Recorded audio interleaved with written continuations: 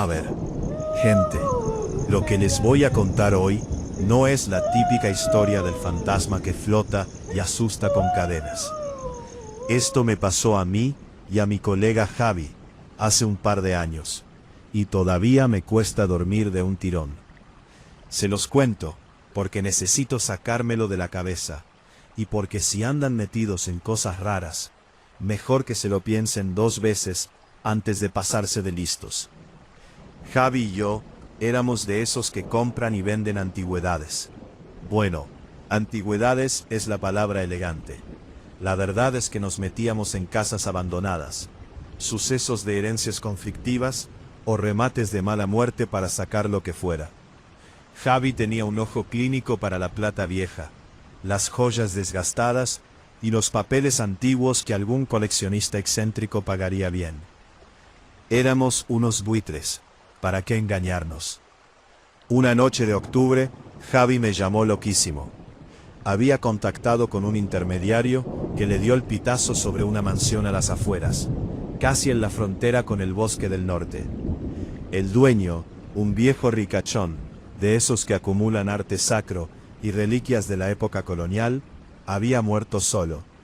La casa estaba precintada por el juzgado, a la espera de unos herederos que vivían en Europa y que no tenían prisa por llegar. Era el momento perfecto. Hay una pieza en concreto, tío, me dijo Javi por teléfono, susurrando como si alguien lo escuchara.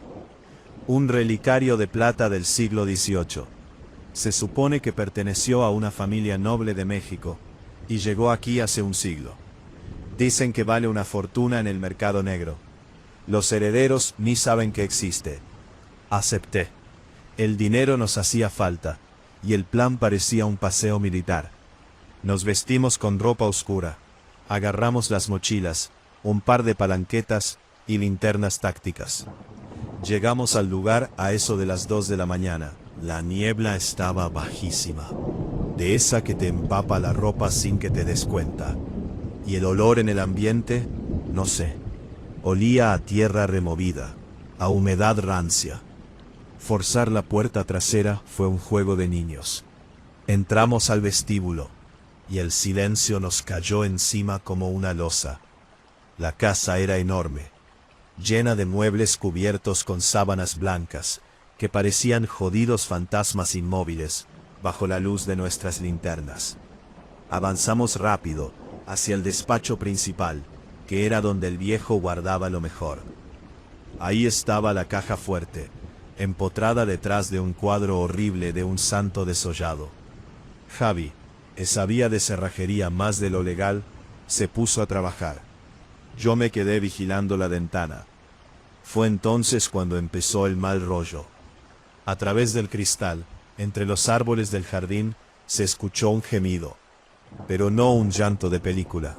No, era un sonido seco, rasgado, como el de un animal herido que intenta respirar con los pulmones llenos de sangre.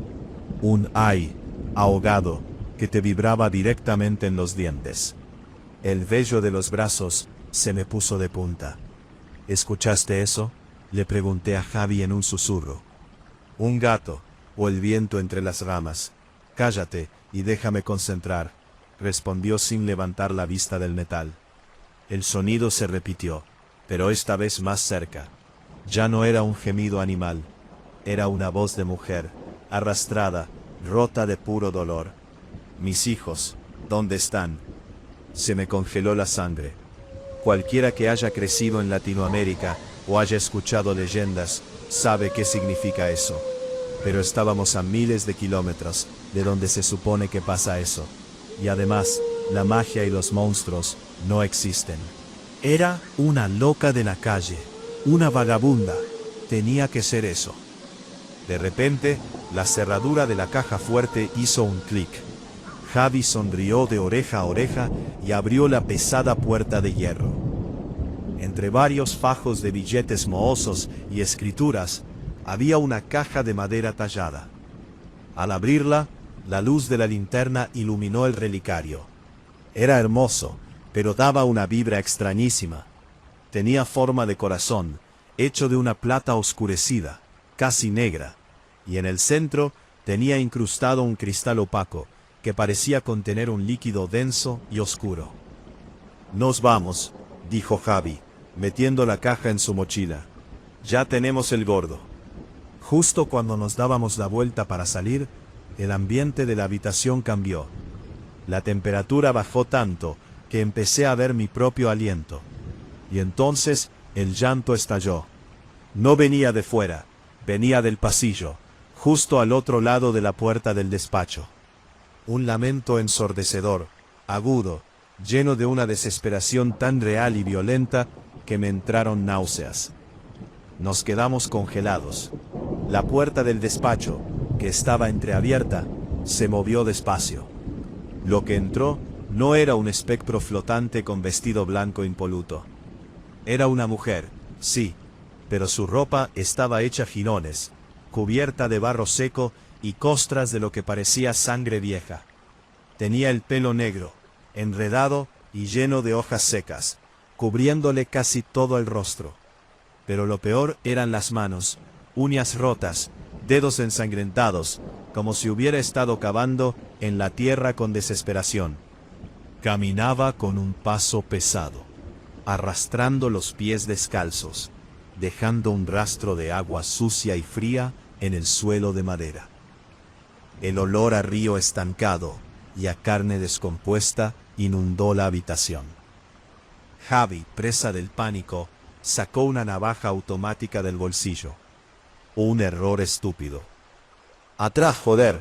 ¡Atrás!», gritó con la voz rota. La mujer levantó la cabeza. A través de las greñas de pelo pudimos ver sus ojos. No tenían pupilas. Eran dos cuencas blancas, inyectadas en sangre, humedecidas por lágrimas constantes, que le habían dejado surcos oscuros en las mejillas. Cuando abrió la boca para gritar, vimos que no tenía dientes. Sus encías estaban retraídas y negras. El grito que soltó nos tiró al suelo. No exagero. Fue una onda de sonido física que me hizo sangrar los oídos.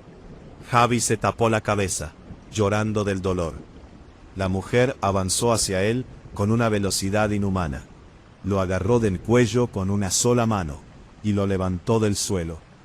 Javi pataleaba, intentando clavarla con la navaja, pero el metal ni la inmutaba. Las uñas de la mujer se clavaron en la carne de Javi, y el crujido de su clavícula al romperse resonó en todo el cuarto. El dolor de mi amigo era insoportable de ver. Estaba escupiendo sangre mientras ella lo miraba fijamente, repitiendo con una voz que parecía salir de una fosa profunda: «¿Dónde están? Tú los tienes». Yo estaba paralizado en el suelo. Me había meado encima del terror. Ver a tu mejor amigo ser despedazado por algo que no debería existir te rompe el cerebro. Pero el instinto de supervivencia es una mierda muy potente. Vi la mochila de Javi tirada en el suelo. El relicario se había salido un poco. En un ataque de lucidez o de locura, me di cuenta de algo. La leyenda dice que ella busca a sus hijos. El viejo de la casa era un coleccionista de cosas turbias. ¿Y si lo que había en ese relicario colonial no era una joya bendita? ¿Y si el líquido oscuro dentro del cristal era algo más? Agarré el relicario. Estaba helado, tanto que me quemaba la piel. ¿Buscas esto, puta vieja?», grité con todas mis fuerzas, enseñando la joya. La mujer soltó a Javi, que cayó al suelo como un muñeco de trapo, gimiendo y sujetándose el hombro destrozado. Ella giró su cabeza hacia mí, con un crujido de cuello espantoso. Se abalanzó sobre mí. El olor a muerte me cegó. Antes de que me tocara, lancé el relicario con todas mis fuerzas hacia la ventana, rompiendo el cristal. La joya voló hacia la oscuridad del jardín. La llorona soltó un alarido, pura agonía, y sin mirarnos, saltó por la ventana rota, destrozándose la piel con los cristales que quedaban en el marco, aunque a ella parecía no importarle el dolor físico.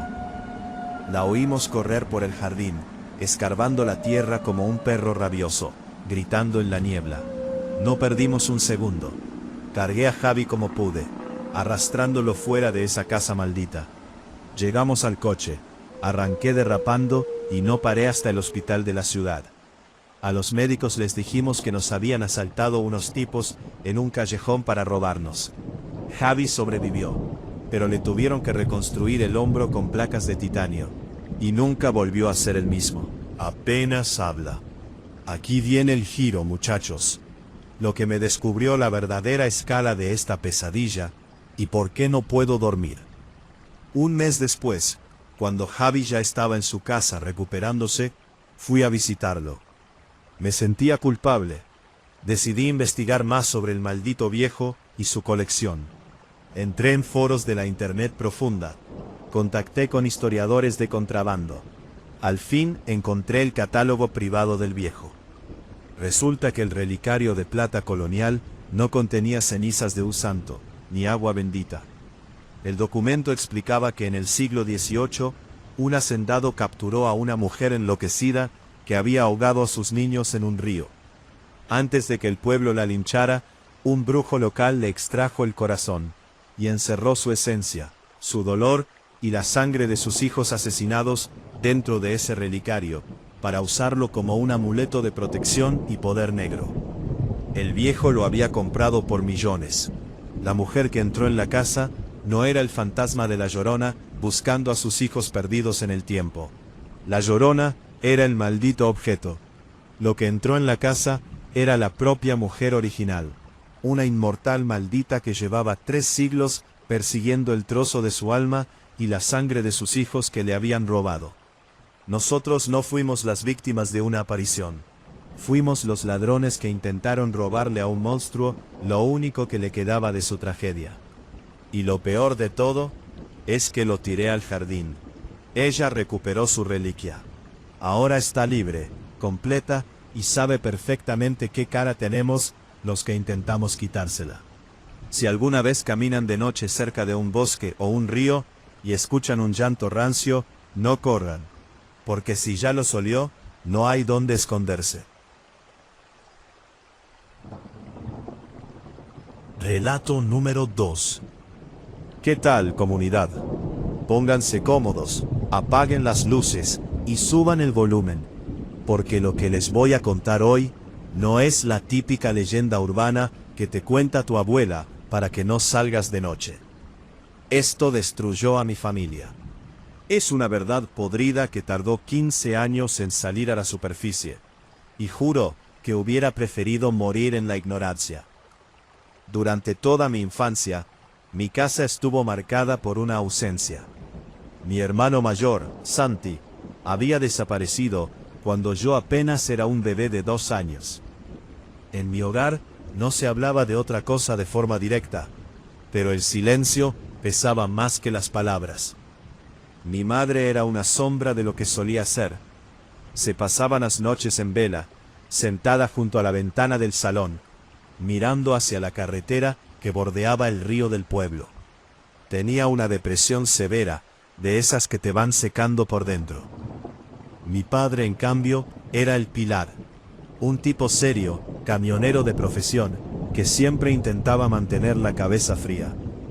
Él siempre nos repetía la misma historia a mi madre y a mí, como un mantra para evitar que ella se volviera loca del todo. Elena, mi amor, le decía él, abrazándola mientras ella lloraba desconsolada.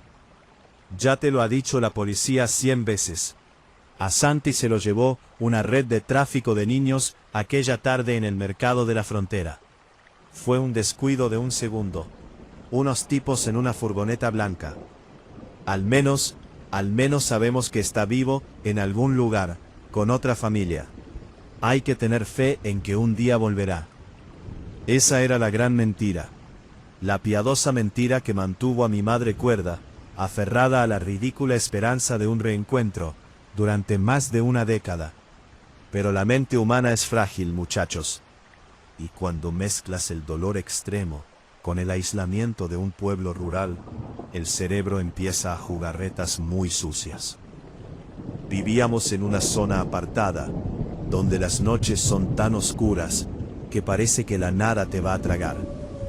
A partir de mi adolescencia, mi madre empezó a empeorar. Decía que escuchaba cosas. En mitad de la madrugada, se levantaba sobresaltada y caminaba descalza por el pasillo de madera, haciendo un crujido insoportable que a mí me partía el sueño. «¿No lo oyes, Carlos?», me susurraba una noche, entrando a mi habitación con los ojos desorbitados y las manos temblorosas. «Está ahí fuera, en el cañaveral del río. Está llorando. Es una mujer. Está buscando a Santi. Le está llamando». Al principio pensé que eran las pastillas que le recetaba el psiquiatra.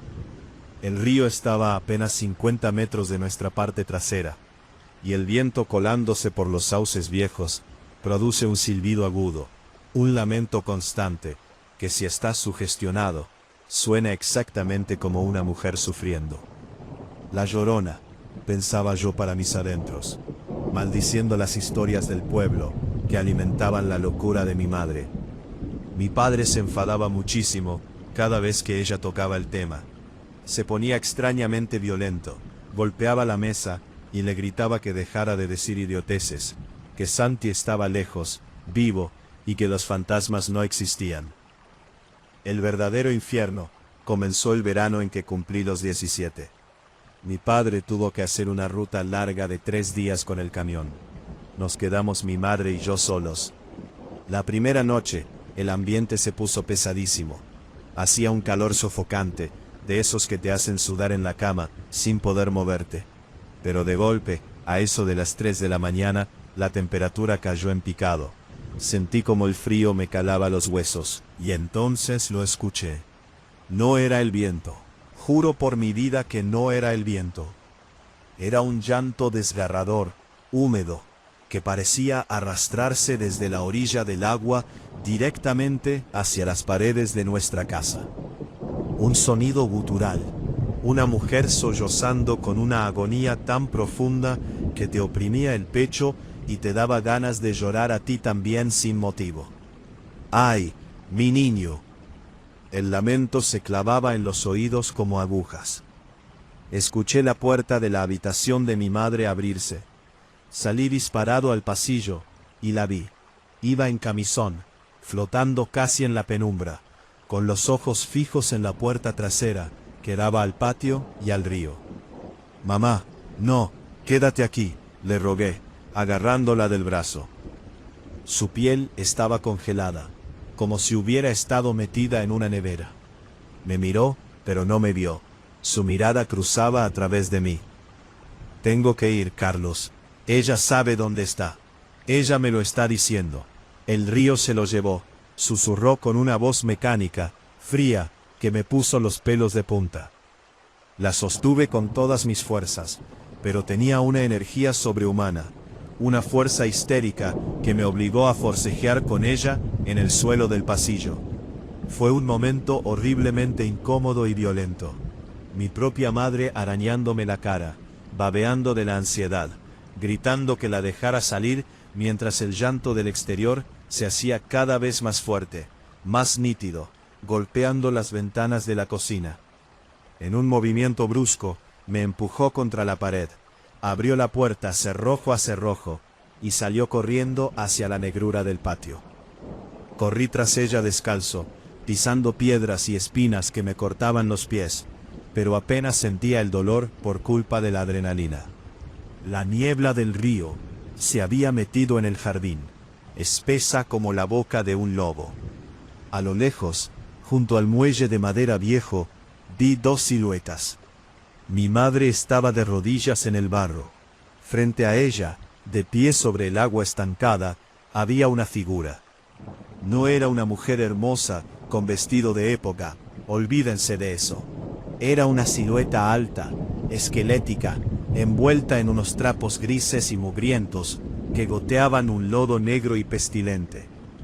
No le vi la cara, porque la cubría una masa de pelo húmedo y enredado, pero el olor, Dios mío, el olor era insoportable. Olía a cieno, a vegetación podrida, a animal muerto flotando al sol. La figura no atacó a mi madre.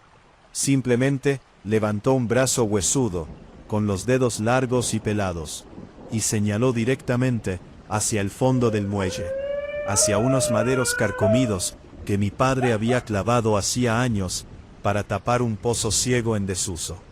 La criatura soltó un último suspiro, un eco vibrante que me hizo zumbar la cabeza, y se desvaneció en la niebla, dejando solo el sonido del agua chapoteando contra la orilla. Mi madre se quedó allí, catatónica, mirando fijamente el pozo sellado. Cuando logré levantarla y meterla en casa, no articuló palabra. Se sentó en un rincón a temblar. Al día siguiente, la atmósfera de la casa era insostenible. No llamé a la policía, porque temía que encerraran a mi madre en un psiquiátrico para siempre, pero la fijeza con la que ella miraba ese pozo me dio una espina espantosa. Aprovechando que mi padre no volvía hasta la noche, agarré una palanqueta y un pico del cobertizo. Necesitaba demostrarle a mi madre que allí no había nada, que todo era una alucinación colectiva provocada por el estrés. Me costó 2 horas de trabajo físico intenso romper los tablones podridos y la capa de cemento mal puesto que mi padre había colocado supuestamente por seguridad. Cuando el agujero quedó libre, un hedor rancio, completamente distinto al del río, subió a la superficie. Era el olor de la muerte antigua. Encendí la linterna del móvil y apunté hacia el fondo del pozo, a unos 4 metros de profundidad. El corazón se me paró. En el fondo, entre restos de basura y tierra seca, había una pequeña bicicleta azul, la bicicleta de Santi. Y justo al lado, semienterrado, sobresalía un pequeño cráneo humano y unos huesitos cubiertos por los jirones de una camiseta roja. Mi hermano nunca se lo había llevado ninguna red de trata. Santi estaba allí abajo. Escuché unos pasos pesados detrás de mí. Me giré asustado. Era mi padre. Había llegado antes de tiempo. Tenía el rostro desencajado, pálido, y en la mano sostenía una de las herramientas pesadas del camión, una barra de hierro. Nos miró al pozo, a mí y luego a mi madre, que observaba la escena desde la ventana de la cocina con una mirada muerta. Aquí viene el verdadero giro de esta pesadilla, amigos. El secreto podrido de mi familia. Mi padre dejó caer la barra de hierro y se desplomó de rodillas, rompiendo a llorar como un niño. Pero no era un llanto de pena, era el llanto de un cobarde acorralado. No intentó atacarme, en lugar de eso, me confesó la verdad más espantosa que un hijo puede escuchar. 15 años atrás, mi padre había llegado a casa borracho y furioso, después de perder una enorme cantidad de dinero en el juego. Santi, que solo tenía 3 años, no paraba de llorar y pedir atención. En un ataque de ira violenta, mi padre lo empujó con demasiada fuerza. El niño se golpeó la cabeza contra la esquina de la mesa del comedor y murió en el acto.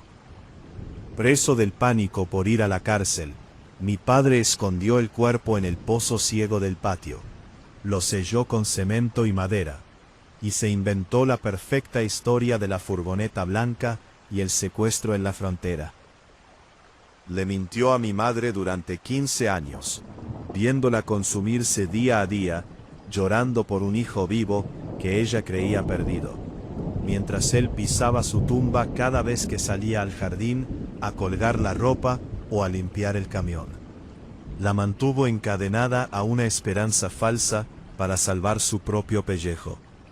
La Llorona, esa entidad del río, no había venido a atormentarnos. No era un demonio que quería hacernos daño. Era el eco del dolor de todas las madres del mundo. Una fuerza de la naturaleza que no podía tolerar que una madre llorara la mentira de un hijo desaparecido, cuando la verdad estaba enterrada a unos pasos de su cocina. El espectro solo vino a hacer justicia, a señalar el lugar exacto del crimen que mi padre había ocultado con tanta frialdad. Esa misma tarde llamé a las autoridades. Mi padre no se resistió, se lo llevaron esposado, y ahora cumple una condena de cadena perpetua en una prisión de alta seguridad. Mi madre, bueno, ella nunca se recuperó del todo del shock. Está ingresada en una clínica especializada. Ya no habla, pero al menos ya no grita por las noches. El misterio se resolvió, pero a costa de rompernos por completo. A veces, cuando vuelvo al pueblo a revisar la casa abandonada para ponerla en venta, me quedo unos minutos en el patio trasero. Ya no se escucha el llanto. El río fluye en silencio.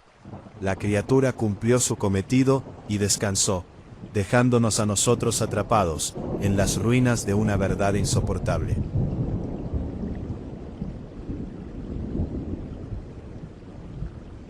Relato número 3. Era verano de 2024. Santi y sus amigos tenían un canal de YouTube sobre exploración urbana que no veía ni nuestra madre. Estaban desesperados por conseguir visitas. Una noche de borrachera y acampada ilegal cerca del embalse de Picadas, una zona de ríos y presas bastante aislada. Dejaron una cámara de seguridad con visión nocturna apuntando hacia la orilla del agua mientras ellos dormían en las tiendas de campaña. No buscaban nada en concreto, solo querían ver si captaban algún jabalí, un zorro, o con suerte, a algún excursionista robando sus cosas para tener contenido que subir. Al día siguiente, revisando el metraje en el portátil, mientras desayunaban café frío, se les congeló la risa. El video duraba unas 4 horas, pero en el minuto 02:14, la pantalla empezó a parpadear con unas interferencias raras, unas rayas estáticas de esas viejas que ya ni existen. De entre la niebla espesa que subía del río, apareció una figura. Al principio parecía una bolsa de basura grande flotando en el agua, pero luego se enderezó. Era una mujer. Llevaba un camisón o un vestido largo que parecía empapado, pegado al cuerpo, y arrastraba los pies por el fango de la orilla. Lo jodido de la grabación no era solo la imagen distorsionada, era el audio. El micrófono de la cámara, que era de alta definición, captó un gemido que no parecía humano. Era un sonido hueco, asmático, un ¡ay! Prolongado, que sonaba como si a alguien le estuvieran machacando el pecho con una piedra mientras intentaba gritar. El video se cortaba justo cuando la mujer se giraba bruscamente hacia la cámara. No tenía rostro, gente. En la visión nocturna, donde debían estar los ojos y la boca, solo había una mancha negra, un vacío absoluto que parecía absorber la luz infrarroja. Subieron el clip a TikTok sin editar. En menos de 48 horas, el video tenía 4 millones de reproducciones. La sección de comentarios ardió. Es falso, es un montaje, es la Llorona. La palabra Llorona se repitió miles de veces. En lugar de asustarse y dar las gracias por el golpe de suerte, a Santi se le encendió la chispa de la codicia. Convenció al negro y a Marcos de que tenían que volver al mismo lugar, pero esta vez a lo grande. Iban a hacer un directo en streaming, en mitad de la madrugada, para demostrar que el video era real y multiplicar sus seguidores. Querían verla otra vez, querían forzar el encuentro. Ese fue el principio del fin. El sábado siguiente prepararon el equipo. Cámaras reflex, micrófonos direccionales, potentes focos de iluminación LED y baterías de repuesto. Yo intenté pararlos. Le dije a Santi que el ambiente de ese río daba mala espina, que los comentarios de la gente del pueblo advertían que esa zona tenía historias muy turbias, de mujeres que se habían arrojado al agua con sus bebés durante la posguerra. Pero Santi me mandó a la mierda. Para él, el terror solo eran números en una pantalla. Llegaron al embalse a las 11 de la noche. La atmósfera era completamente distinta a la de la primera vez. El aire estaba espeso, cargado de una humedad caliente que te hacía sudar, pero que curiosamente te erizaba la piel. Montaron el set rudimentario justo en la orilla, enfocando los potentes focos hacia el agua oscura y estancada. A medianoche arrancaron el directo. Buscando a la Llorona en tiempo real, rezaba el título. Las primeras 2 horas fueron un aburrimiento absoluto. La gente en el chat empezó a insultarlos, acusándolos de farsantes. La tensión entre los 3 amigos empezó a escalar. El negro, que ya estaba nervioso de por sí, empezó a beber para calmarse. Marcos se quejaba de que los mosquitos lo estaban acribillando, y Santi se puso de un humor de perros, insultando a Marcos y exigiéndole que se callara. Se respiraba un ambiente incómodo, violento, esa típica tensión entre amigos que sabes que va a estallar en cualquier momento. A las 2:30 de la mañana, la batería de uno de los focos principales murió de golpe. No se apagó poco a poco, simplemente se apagó. Un segundo después, los teléfonos móviles de los 3 perdieron la señal de cobertura. El directo se cayó. «Joder, Marcos, te dije que cargaras bien las baterías», le gritó Santi, dándole un empujón en el pecho que casi lo tira al suelo. «Nos has jodido el mejor momento de la noche». «Que sí estaban cargadas, coño», le devolvió el grito Marcos, empujándolo de vuelta. «Mira el indicador, marca que están llenas pero no funcionan, y el puto móvil no tiene red».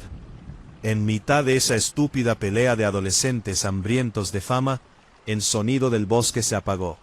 Los grillos, las ranas, el viento en las hojas, todo se quedó en un silencio sepulcral, absoluto, un silencio que dolía en los oídos. Entonces, desde el centro del embalse, se escuchó un chapoteo suave, plash, plash. Los 3 se quedaron quietos. Santi, temblando pero con el ansia viva del cámara, levantó la réflex y encendió el foco que quedaba. La luz rompió la negrura y barrió la superficie del agua. A unos 20 metros de la orilla, emergiendo del agua podrida, estaba ella. Esta vez no estaba lejos, ni difuminada por una cámara de visión nocturna barata. Estaba ahí mismo. Era una mujer altísima, de una delgadez esquelética que resultaba antinatural. Llevaba un vestido grisáceo, cubierto de jirones y algas pegajosas que olían a pescado podrido y a fango rancio. Su pelo, negro y grasiento, flotaba alrededor de su cabeza como si tuviera vida propia. Pero lo que hizo que a Marcos le diera un ataque de pánico físico fue su rostro. La luz del foco iluminó una piel gris, descascarillada, pegada a los huesos del cráneo. Sus ojos eran 2 cuencas hundidas, llenas de un líquido espeso y amarillento, que goteaba por sus mejillas de forma constante.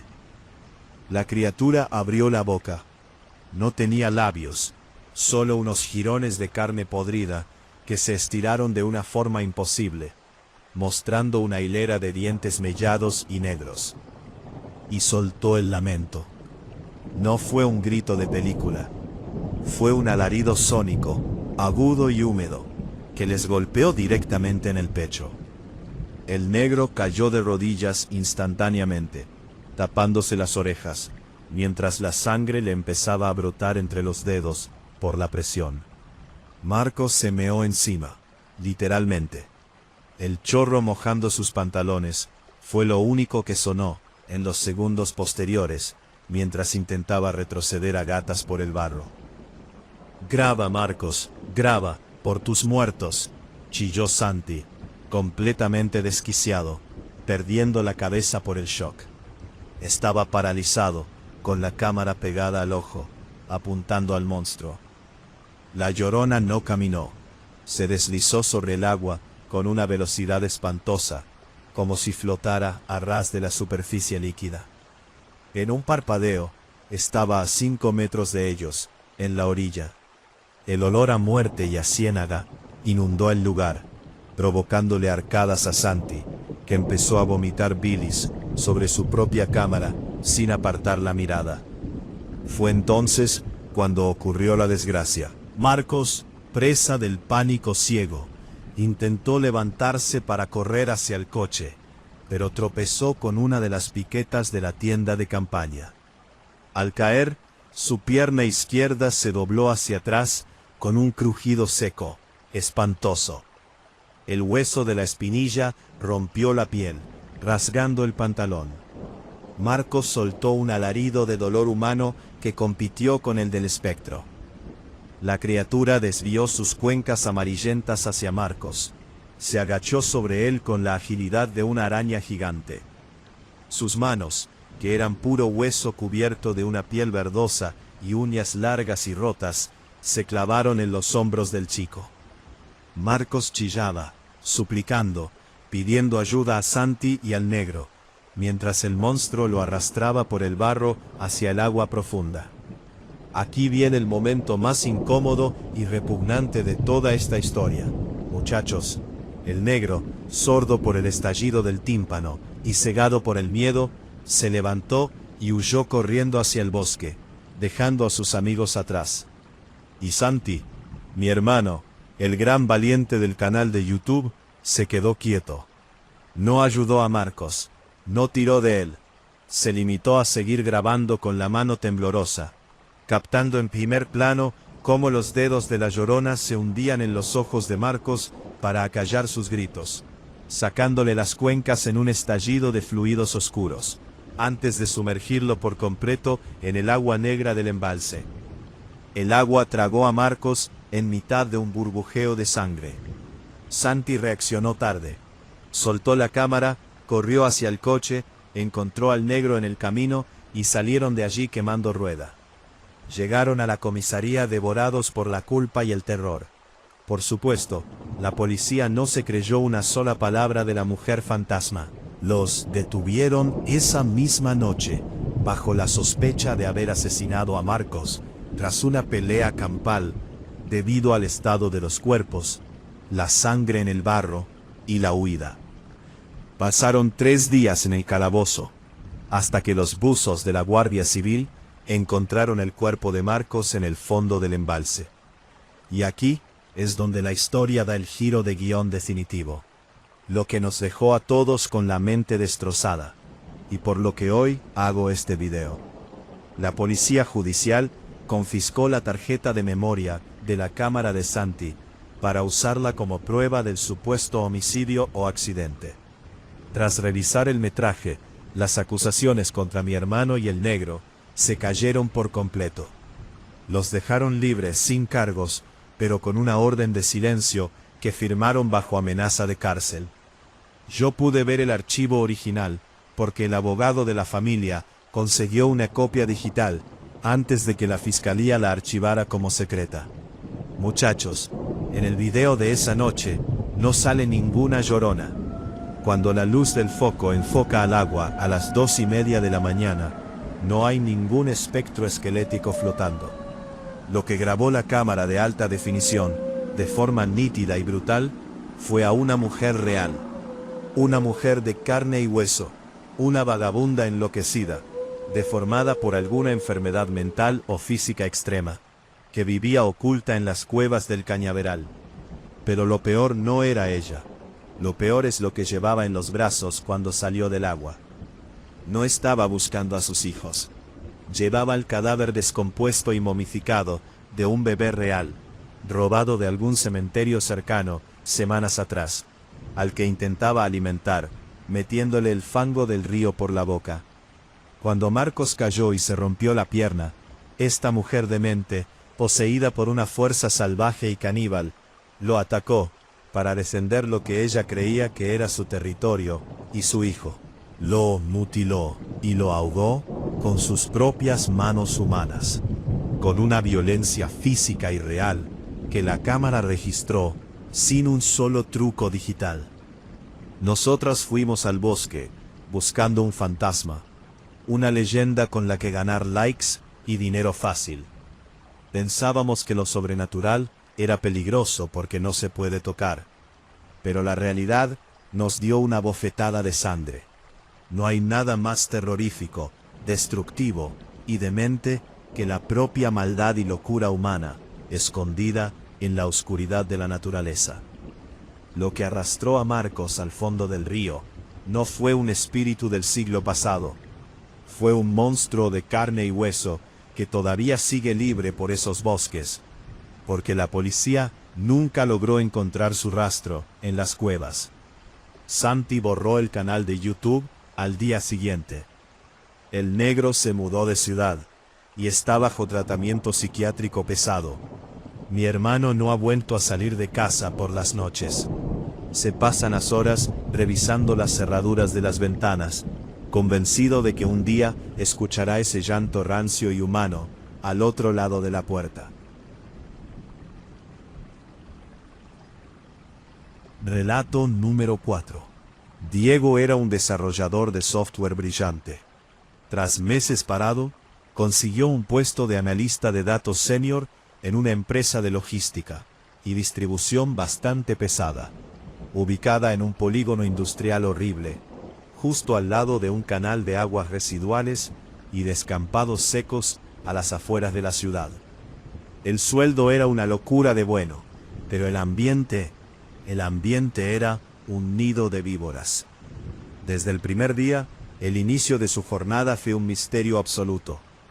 Diego notó que la oficina principal, un espacio abierto con mamparas de cristal, estaba dividida de forma invisible.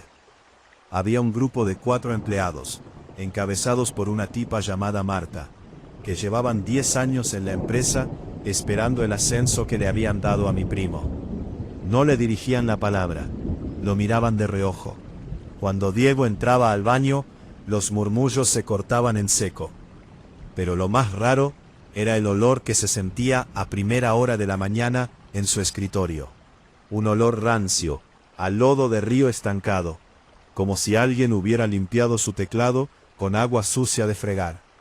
Diego pensó que eran cosas del servicio de limpieza nocturno o la cercanía del canal, pero el misterio no había hecho más que empezar. El desarrollo de la historia se puso tenso de verdad a las pocas semanas. Diego empezó a notar que sus proyectos se borraban del servidor, o que sus carpetas físicas aparecían empapadas de un líquido espeso y oscuro. Cuando le reclamaba a Marta, ella solo le sonreía con una mueca falsa, de esas que te dan ganas de meterle un puñetazo en los dientes, y le decía: «Ay, Dieguito, debes tener más cuidado con dónde dejas tus cafés. El estrés te está sentando mal». La presión escaló a niveles físicos e incómodos. Una tarde, Diego encontró un mechón de pelo negro, largo y grasiento, metido dentro de su sándwich en la nevera de la oficina. Estaba masticando, cuando sintió la textura pastosa y áspera. Tuvo que correr al baño a vomitar, mientras escuchaba las risas ahogadas de Marta y su grupo desde el pasillo. Eran unos malditos enfermos. Querían destruirlo psicológicamente, para que renunciara. Debido al sabotaje constante, Diego se vio obligado a quedarse a trabajar hasta tarde, para recuperar el trabajo perdido. Una noche de noviembre, a eso de las 2 de la mañana, se quedó completamente solo en el edificio. El silencio en el polígono industrial era absoluto, roto únicamente por el zumbido de los servidores. De repente, el aire acondicionado empezó a soltar un frío glacial. Diego vio cómo su aliento se condensaba en el aire. Y entonces, a través de los conductos de ventilación, llegó el sonido. No era un lamento lejano, era un sollozo húmedo, ahogado, una voz de mujer rota por el dolor que resonaba justo encima de su cabeza. ¡Ay, mis hijos! Diego se quedó petrificado en la silla. El sonido se arrastraba por las rejillas del techo. De pronto, un líquido negro y pestilente, con olor a ciénaga y carne descompuesta, empezó a gotear desde el techo directamente sobre su pantalla de ordenador. Asustado, Diego agarró su mochila y corrió hacia el ascensor. Al llegar al vestíbulo de la planta baja, las luces parpadearon y se apagaron. En la penumbra, junto a la puerta giratoria de cristal que daba al patio exterior, vio una silueta. Era una mujer altísima, envuelta en un camisón grisáceo, hecho jirones, cubierto de barro seco y algas del canal. Su pelo largo y enredado le tapaba la cara, pero a través de las greñas se distinguían dos cuencas vacías de las que brotaban lágrimas de sangre negra. Sus manos eran garras esqueléticas, con uñas rotas y ensangrentadas, como si hubiera estado arañando las paredes de hormigón. La Llorona estaba allí, en mitad del maldito edificio corporativo. La criatura soltó un alarido agudo que rompió los cristales de las mamparas de la entrada. Diego cayó al suelo, tapándose los oídos mientras le sangraban. El espectro se abalanzó sobre él con movimientos espasmódicos, asquerosamente rápidos. Sus dedos helados se clavaron en el cuello de Diego, levantándolo del suelo. El dolor era insoportable. Sentía que la piel se le congelaba y se le caía a pedazos. El olor a muerte lo estaba asfixiando. La criatura le acercó su rostro descompuesto y le susurró al oído con una voz que parecía venir del fondo de un pozo. «Tú me los quitaste.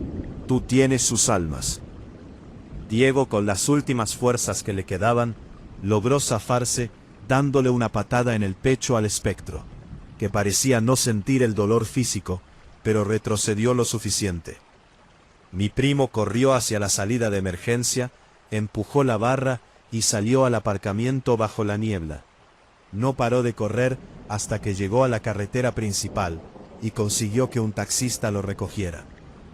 Al día siguiente, Diego fue a la oficina con la policía para denunciar el ataque, convencido de que Marta y su pandilla le habían tendido una trampa o le habían metido algo en la bebida para hacerlo alucinar. Pero cuando llegaron, la oficina era un escenario de película de terror. Aquí viene el giro de guión definitivo, muchachos. Lo que nos voló la cabeza a todos. En la sala de juntas, los 4 compañeros que le hacían la vida imposible a Diego estaban muertos. Pero no había sido un ataque espiritual limpio. Había sido una masacre brutal y física. Marta estaba sobre la mesa, con el pecho abierto y el esófago destrozado, lleno de fango y cañas del río.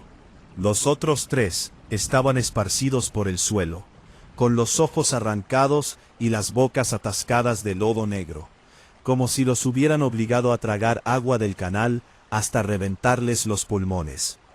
La policía revisó las cámaras de seguridad del edificio. Diego pudo ver la grabación semanas después, a través de un contacto.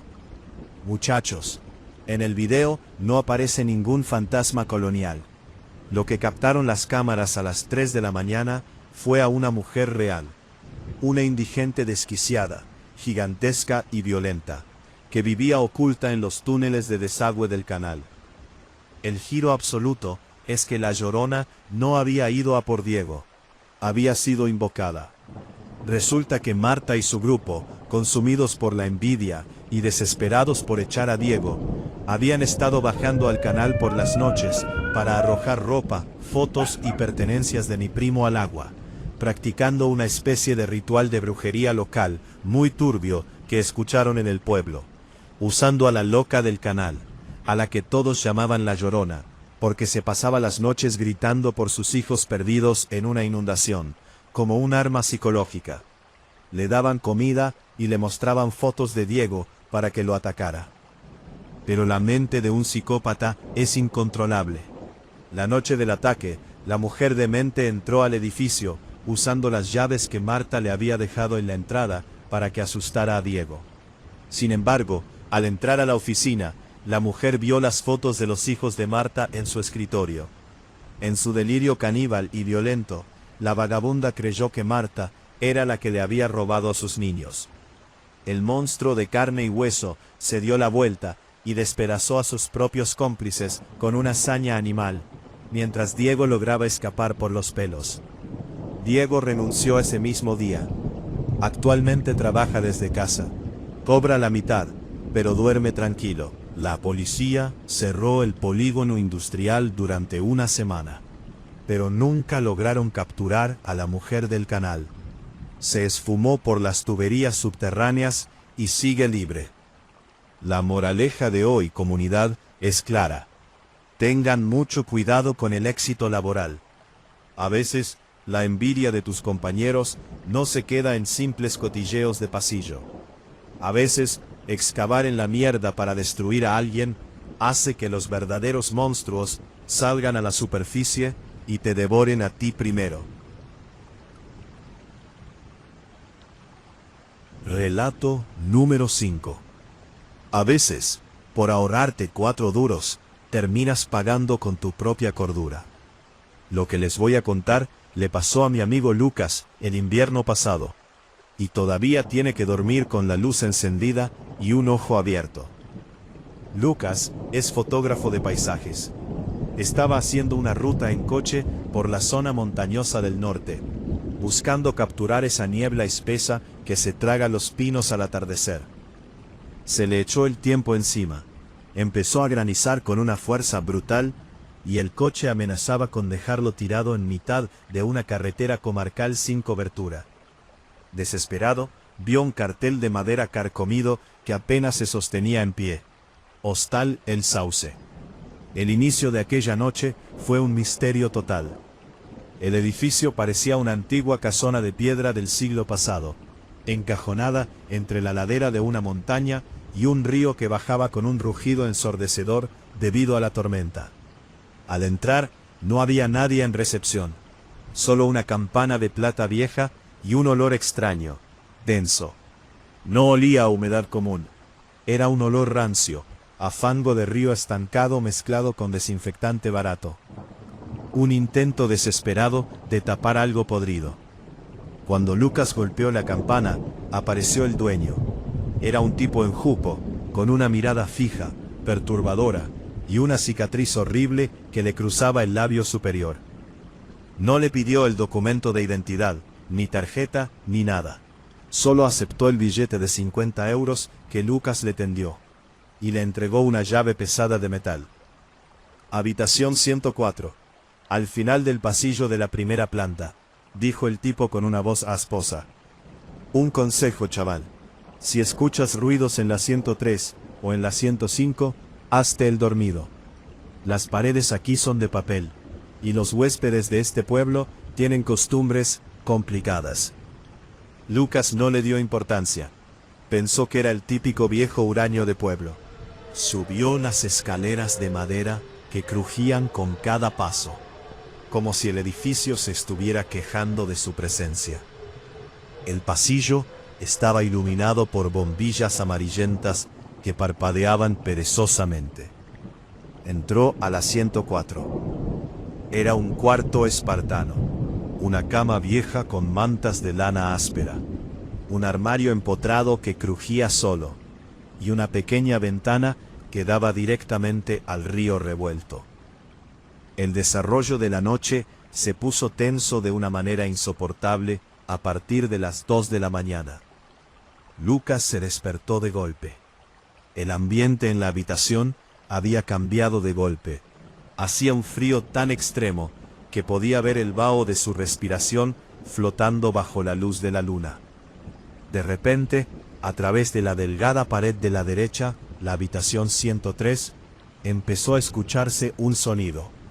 Era un arrastrar de muebles pesado, violento, seguido de unos golpes secos contra el tabique. Pum, pum, pum, como si alguien estuviera golpeando la pared con la cabeza de forma rítmica. Lucas se pegó a la pared para escuchar mejor. Lo incómodo no eran solo los golpes, sino lo que empezó a sonar justo después. Una respiración agitada, asmática, y una voz de mujer que susurraba cosas incomprensibles, alternando con unas risitas histéricas que ponían los pelos de punta. De pronto, el sonido cambió. Se escuchó un forcejeo violento, carne impactando contra el suelo, y un quejido ahogado. Lucas, asqueado y con el corazón en la boca, pensó en salir a quejarse, pero recordó la advertencia del dueño. Justo cuando iba a apartarse de la pared, el horror se trasladó a la habitación de la izquierda, la 105. Desde ese cuarto, empezó a filtrarse un llanto. Pero muchachos, olvídense de un llanto normal de alguien triste. Este era un lamento gutural, un lamento rancio que parecía salir de unos pulmones llenos de agua sucia. Un dolor tan profundo y violento que vibraba en los muelles del colchón de Lucas. El eco arrastraba unas palabras que le helaron la sangre. ¡Ay, mis hijos! ¿Dónde están mis niños? La voz parecía moverse, arrastrándose por el suelo de la 105, pegada al rodapié, gimiendo con una desesperación que no parecía humana. La situación se volvió físicamente violenta e incómoda. Lucas estaba atrapado en un sándwich de pura locura. A la derecha, en la 103, los golpes contra la pared se volvieron brutales, acompañados de un sonido repugnante, el de algo líquido y espeso salpicando contra la madera. A la izquierda, en la 105, el llanto de la Llorona se transformó en un grito sónico agudo, que hizo que el cristal de la ventana de Lucas estallara en 1000 pedazos. El viento de la tormenta entró con fuerza, arrastrando el olor a cieno, a vegetación podrida y a muerte que inundaba todo el lugar. Desquiciado por el pánico, Lucas agarró su mochila y su cámara. Tenía que salir de ese hostal maldito inmediatamente. Abrió la puerta de la 104 y salió al pasillo en penumbra. Las puertas de la 103 y de la 105 estaban entreabiertas. Del cuarto de la izquierda, el llanto continuaba, pero con una cadencia más lenta. Del de la derecha, un hilo de sangre oscura y espesa comenzaba a deslizarse por debajo de la puerta, manchando la alfombra pasillera. Lucas avanzó de puntillas, intentando no hacer ruido, pero la curiosidad o el instinto de supervivencia le hizo mirar por la rendija de la habitación 105, antes de huir. La luz de la luna entraba por la ventana rota de ese cuarto. En el centro de la habitación, de espaldas, había una figura altísima, envuelta en un camisón grisáceo, deshilachado y cubierto de barro del río. Su pelo negro y grasiento caía enmarañado por su espalda. Estaba de rodillas, escarbando frenéticamente en las tablas del suelo, con unas manos que eran puro hueso, arrancándose las uñas en el proceso mientras repetía su lamento. Lucas ahogó un grito, se dio la vuelta y corrió hacia las escaleras. Bajó los peldaños de 3 en 3, llegó a la recepción y empezó a golpear la campana con desesperación. ¡Abra! Hay una puta loca en la 105 y alguien está herido en la 103, gritaba Lucas, con los ojos desorbitados.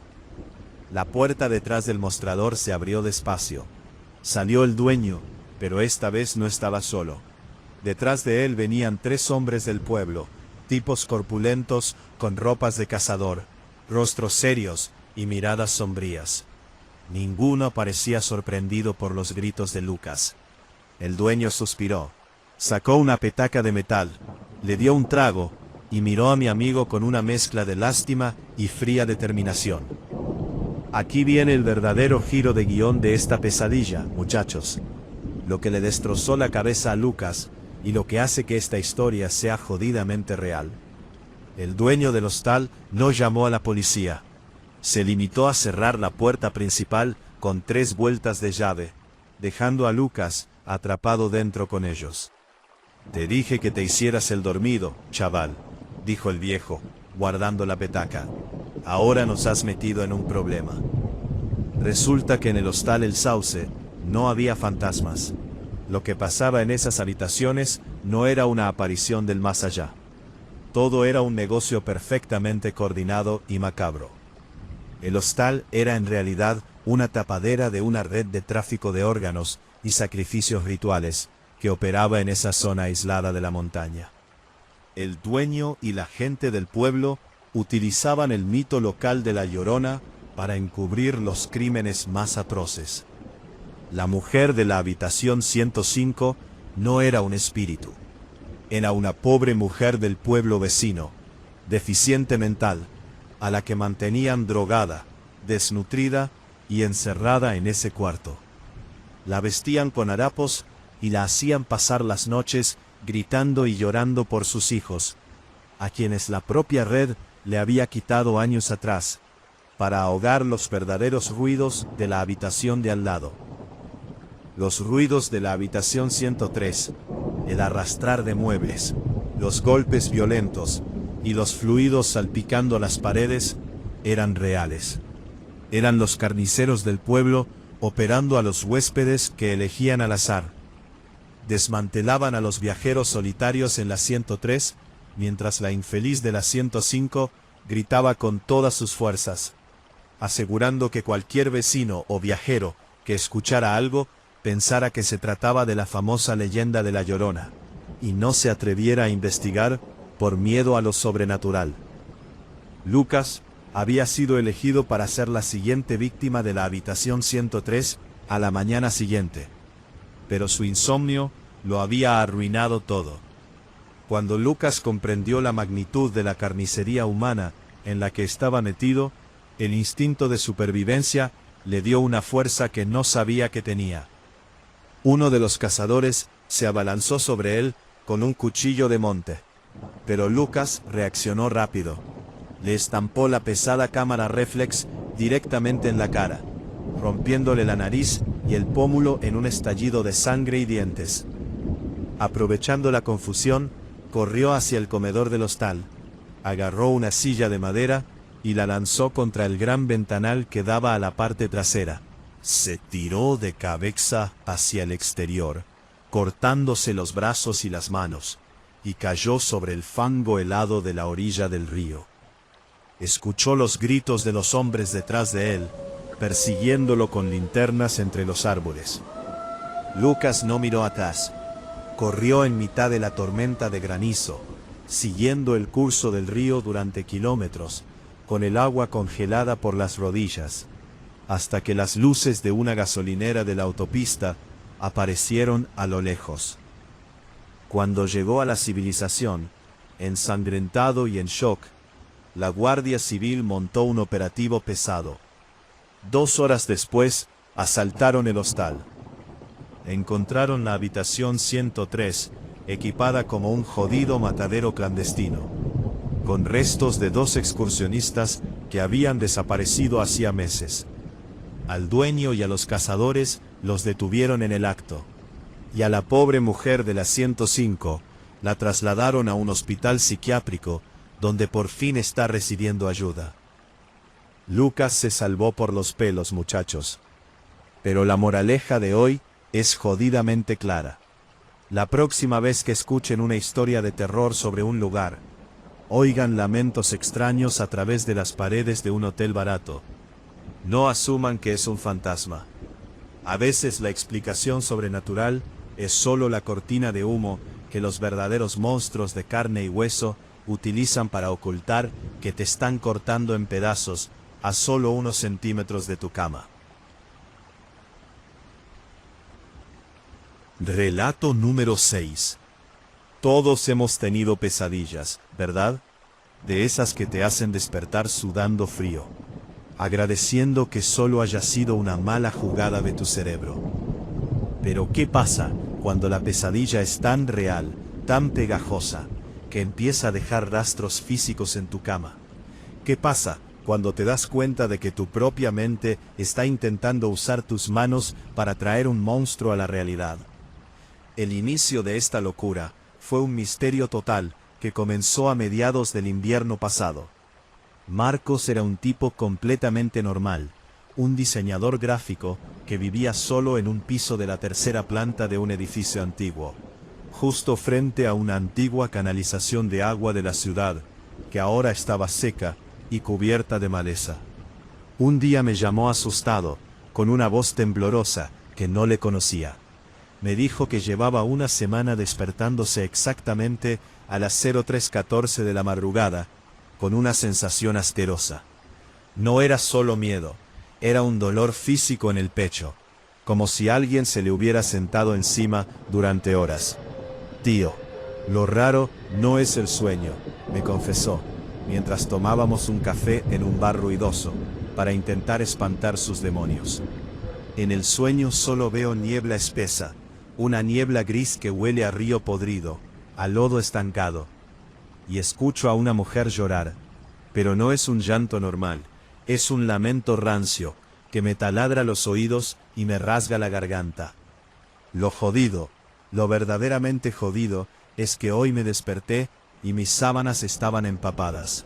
No de sudor, tío, estaban mojadas de agua fría, llenas de barro negro y hojas secas de sauce. Y yo no he salido de mi puta cama en toda la noche. Yo le dije que sería sonambulismo, que tal vez se levantaba inconsciente, abría la ventana, o salía al balcón que daba a la canalización seca, y se manchaba sin darse cuenta. Pero el misterio ya se le había metido bajo la piel. El desarrollo de la historia se puso tenso y asquerosamente incómodo a la semana siguiente. Las pesadillas de Marcos ya no eran solo imágenes estáticas. Empezó a soñar con acciones concretas. En su mente, la mujer de la niebla, la Llorona, como él mismo empezó a llamarla en sus notas, con una obsesión enfermiza, se le acercaba. Decía que no tenía una cara humana. Su rostro era una masa de carne gris, descascarillada, con dos cuencas vacías que supuraban un líquido espeso y oscuro. En el sueño, la criatura le agarraba las manos y lo obligaba a repetir unos movimientos extraños en la oscuridad de su salón. La tensión se volvió física y violenta dentro de su propio piso. Marcos empezó a perder peso de forma alarmante. Tenía unas ojeras negras que le llegaban a las mejillas y los dedos de las manos completamente destrozados. Cuando fui a visitarlo a su casa, porque no respondía a los mensajes, casi me da un vuelco el corazón al entrar. El piso apestaba, olía a ciénaga, a humedad rancia, a algo que lleva muerto una semana bajo el agua. Lo encontré en el salón, a plena luz del día. Tenía un destornillador plano en la mano y estaba arrancando a lo bestia los listones del parqué del suelo. Sus manos estaban cubiertas de costras de sangre seca. Se había roto 3 uñas de cuajo intentando levantar las tablas con los dedos antes de usar la herramienta. Estaba en trance, sudando, murmurando entre dientes de forma frenética. Ella me lo pide en el sueño. Tengo que prepararle el camino. Tengo que recrearlo aquí. Si lo hago bien, me dejará dormir. Si lo hago bien, recuperará a sus niños y se marchará. Fue un momento horriblemente incómodo. Intenté quitarle el destornillador y Marcos se volvió loco. Me pegó un empujón violento que me mandó contra la estantería, haciéndome sangrar el labio. Tenía una fuerza desquiciada, histérica. La fuerza de alguien que ya no es dueño de su propio cuerpo. Me miró con los ojos inyectados en sangre y me gritó que me fuera, que no entendía nada, que la Llorona necesitaba que el escenario de su casa fuera idéntico al de sus pesadillas para poder cruzar del todo. Vi que en el rincón del salón había amontonado cubos de agua sucia que había traído de la canalización de la calle, mezclada con barro, plantas podridas y ropa vieja deshilachada de mujer. Marcos estaba recreando su mala pesadilla en la vida real, centímetro a centímetro, transformando su hogar en una fosa pantanosa. Esa noche no pude dormir de la culpabilidad, así que decidí volver a su piso a las 3 de la madrugada, con un cerrajero y la policía si hacía falta. Temía que se terminara cortando las venas o quemando el edificio en mitad de su delirio. Cuando llegué al portal, la atmósfera de la calle era irreal. Una niebla bajísima, espesa como la boca de un lobo, había subido desde la canalización seca y tapaba todo el vecindario. La temperatura había caído tanto que congelaba los pulmones. Subí las escaleras corriendo. La puerta del piso de Marcos estaba entreabierta. Al empujarla, el olor a muerte y cieno me golpeó como una bofetada física que casi me hace vomitar en el felpudo. El pasillo estaba completamente oscuro, pero al fondo, en el salón, brillaba una tenue luz azulada, la pantalla de su ordenador, que estaba grabando en bucle con la webcam. Y en mitad del salón se escuchaba el llanto. Ya no era la voz de Marcos. Era un lamento desgarrador, húmedo, un ay, ay, prolongado y sónico, que hacía vibrar las paredes y crujir los cristales de las ventanas. Avancé despacio, tapándome las orejas, con el corazón golpeándome las costillas como un animal enjaulado. Al asomarme al salón, me quedé catatónico. Marcos estaba de rodillas en el centro de la habitación, sobre el suelo de tierra y fango que él mismo había montado. Frente a él, emergiendo de la penumbra del rincón, había una figura esquelética, altísima, envuelta en un camisón grisáceo hecho jirones, que goteaba agua sucia de forma constante. Tenía el pelo largo, negro y pegajoso, cubriéndole la cara. Era la criatura de sus sueños. La Llorona real, de carne y hueso, estaba allí. Sus manos huesudas estaban apoyadas en los hombros de Marcos, hundiendo sus uñas rotas en su carne. Mi amigo no gritaba. Tenía una sonrisa vacía, ausente, con los ojos en blanco, totalmente poseído por el trance. Sabiendo que no podía enfrentarme a esa cosa, agarré un pesado jarrón de cerámica del pasillo y lo lancé con todas mis fuerzas hacia el centro del salón, rompiéndolo contra el suelo para desviar su atención. El espectro giró la cabeza hacia mí, con un crujido de cuello espantoso, espasmódico. Soltó un alarido agudo que me tiró al suelo, haciéndome sangrar los oídos. En un parpadeo, la criatura se desvaneció en la niebla que inundaba la habitación, dejándonos solos. Cargué a Marcos como pude, arrastrándolo por el fango, y salimos corriendo del edificio hacia el hospital más cercano. Aquí viene el verdadero giro de guión de esta pesadilla, muchachos. Lo que descubrimos al día siguiente y lo que me destrozó la mente por completo. A Marcos lo ingresaron en la unidad de psiquiatría en estado catatónico. La policía fue a registrar el piso para investigar el asalto y la agresión. Yo los acompañé, decidido a enseñarles la grabación de la webcam del ordenador de Marcos, para demostrarles que una criatura real había entrado a esa casa a través de la locura de mi amigo. El técnico de la policía judicial encendió el ordenador y reprodujo el archivo de video grabado esa madrugada. Vimos la pantalla. Vimos las 3 de la mañana. Muchachos, en la cinta de video no sale ningún fantasma. No aparece ninguna mujer con camisón gris saliendo de la niebla. El giro absoluto es que la Llorona nunca estuvo físicamente en esa habitación. Lo que grabó la cámara de alta definición de forma nítida y brutal fue a un Marcos completamente despierto, con los ojos desorbitados por el horror, interactuando con la nada.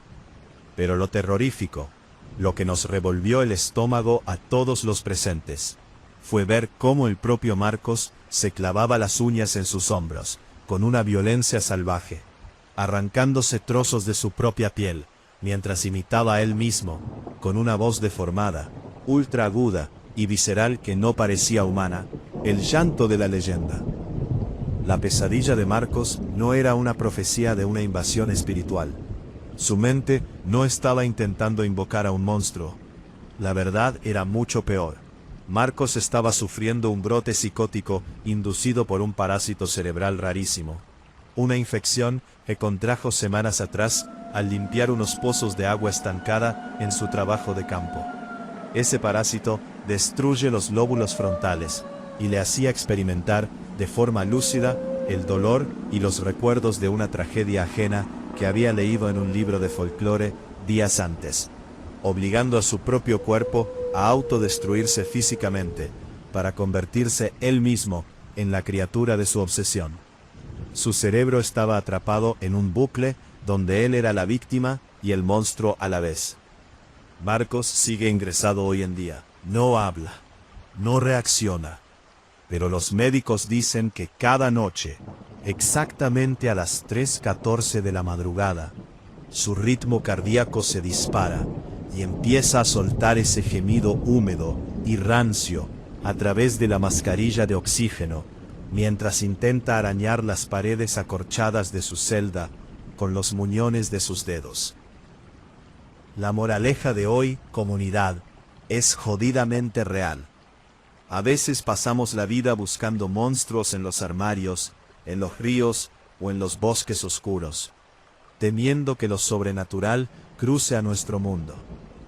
Pero la realidad es que el laberinto más oscuro y peligroso es nuestra propia mente. No hay ningún fantasma ahí fuera que pueda hacerte tanto daño como tu propio cerebro, si un día decide volverse en tu contra y obligarte a recrear tus peores pesadillas con tus propias manos. Relato número 7. El inicio de esta pesadilla fue un misterio total que nos dejó a todos desconcertados. Mi tío, que es un tipo rudo, albañil de toda la vida y cero creyente en cosas raras, compró una propiedad rústica a un precio de risa. Era una antigua finca con un pozo de piedra y una casita de herramientas a medio construir, rodeada por un canal de riego seco. Lo extraño empezó el mismo día que firmó los papeles.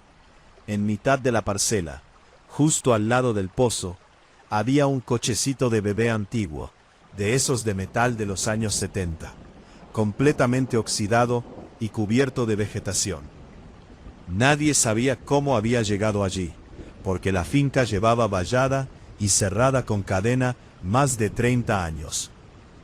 Pero lo verdaderamente inquietante es que cada mañana mi tío encontraba el cochecito en una posición diferente, unas veces apuntando a la casa, otras pegado al borde del pozo. Pensó que eran gamberros del pueblo saltando la valla, así que decidió quedarse a dormir en una lona dentro de la casita para pillar a los graciosos. El desarrollo de la historia se puso tenso de una manera asfixiante a partir de la tercera noche. A eso de las 2 de la madrugada, un frío seco, de esos que te cortan la respiración, se metió en la casita de herramientas. Mi tío se despertó con el sonido de unas ruedas metálicas chirriando contra la grava del patio. Al asomarse por la rendija de la puerta de madera, vio el cochecito moviéndose solo bajo la luz de la luna, avanzando despacio hacia el pozo. Justo detrás del carro, flotando entre la polvareda, empezó a filtrarse un sonido. Era un sollozo húmedo, ahogado, una voz de mujer rota, rancia, que arrastraba un lamento que a mi tío le vibró en el estómago. ¡Ay! ¿Dónde están? El sonido no venía del aire, muchachos. Parecía salir directamente de las tuberías secas del canal de riego. La situación se volvió físicamente violenta e incómoda a la noche siguiente. Mi tío, cabezota como él solo, decidió colocar cámaras con batería y trampas de lazo para zorros en el suelo para ver quién coño estaba moviendo el cochecito. A las 3 de la mañana, un alarido sónico y agudo rompió el silencio de la parcela, haciendo que los pájaros salieran estamtados de los árboles. Mi tío salió corriendo con una linterna pesada de metal y una barra de hierro en la mano. Al encender el foco hacia el pozo, vio algo que le revolvió las tripas. Una de las trampas de lazo había atrapado algo, pero no era un animal. Era una mujer de una delgadez extrema, casi esquelética, envuelta en un camisón grisáceo, asquerosamente mugriento y pegado al cuerpo por culpa de un lodo negro que olía a ciénaga y a podrido. Tenía un pelo larguísimo, negro y enmarañado, lleno de raíces secas que le cubría la cara. Lo incómodo y violento fue la reacción de la tipa. No gritaba de dolor humano, estaba de rodillas en la tierra, ignorando por completo el cable de acero que le estaba rebanando el tobillo ensangrentado, mientras usaba sus manos desnudas, con las uñas rotas y los dedos en carne viva para escarbar la grava alrededor del pozo con una furia salvaje.